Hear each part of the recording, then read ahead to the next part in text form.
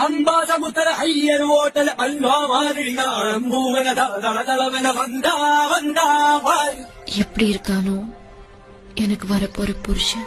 அவனுக்கு அல்வா குறிச்சி அழகில் தேவர் அருவா மாதிரி பருமாதே கன பல பல பலவன வந்தா வந்தா வாய்.